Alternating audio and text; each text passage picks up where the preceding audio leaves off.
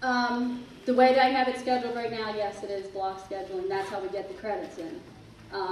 And a student who may be a junior now, who's going in to be a senior, I know that the board has expressed that we honor whatever, if they were working towards a certain goal for Bedford or whatever school that they're in, that when they come to us as a senior, we honor that, so that we're not putting anything extra on them, to make them,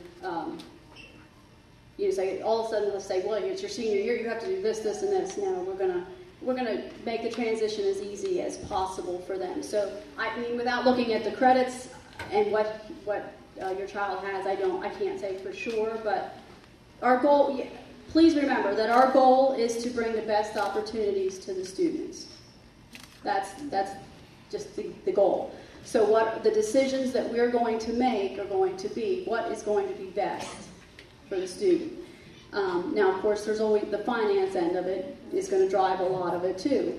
But we're going to do the best with the money that we have coming to us, and the money that people would give to us to help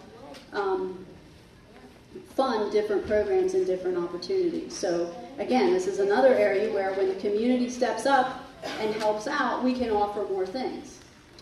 Which brings us to also, we've been talking about it all along, the more students we have enrolled, the more we can offer. Nobody here, well, they can't earn any money as board members, but nobody here is looking to get rich off of your kids. All right, that's not the goal. The goal here is to provide the best opportunities for the students. So when we have more students enrolled, we're going to look and see what other things can we offer that these students want that are going to help them be better citizens, be better prepared for the world, and to be able to enter. I like to give students what I call a leg up when they leave. I like them to be a little bit better than all the rest. Okay? I'd like them to do that. Now, that takes commitment from the student to be a little bit better. I'm going to push a little bit harder, but then they'll have that opportunity to be a little bit better. And in today's employment market, you better be a little bit better because there's 10 standing for every one job position. So we have to be prepared. And as a public education organization, we are responsible for making sure that your child is prepared to be employed. So, yeah. Your explanations so far have been great. I have a question for you. Can you briefly compare state funding of a charter school compared with public school? How does the state funding differ, you mean? Yes, that's it. The Pennsylvania Department of Education receives all the reports from each of the school districts, and the school districts report how much money they spend per student to educate. And it's that amount that then the Pennsylvania Department of Education works some formula, and they come out with this number, and they say, okay, here you go, charter schools, this is what you can charge this school district. So each school district gets charged a different amount because each school district may spend more or less money to educate their children. So the state funding, the funding that we get is actually a combination of what the school district would get, like its state funding, and some of the other fundings, like the local fundings that they get would come along with the child. I don't know if that really helps answer your question, but really, Pennsylvania Department of Education says this is the amount of money that you can charge per student, and that's what we can charge. Does that help? That helps. Okay.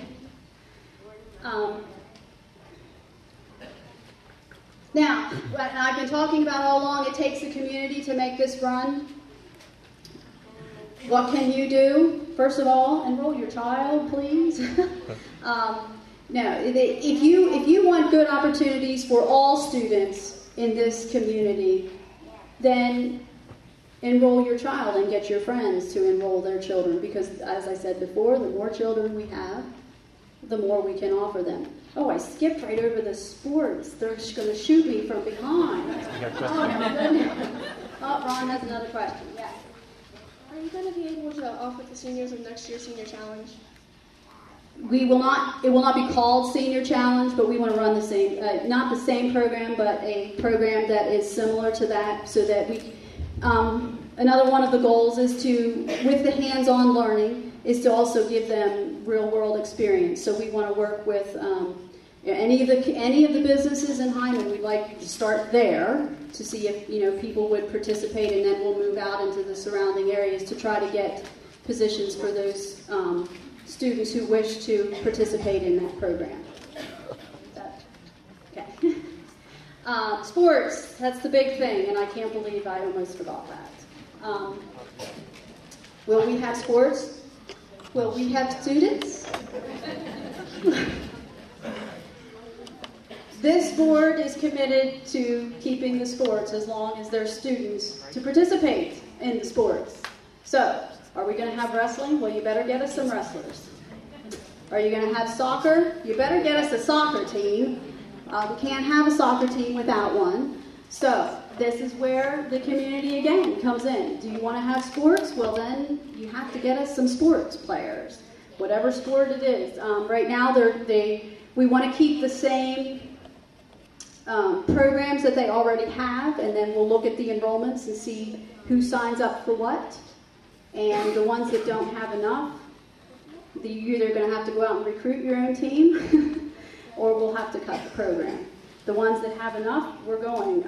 They have been telling all of the districts that keep us on the schedule.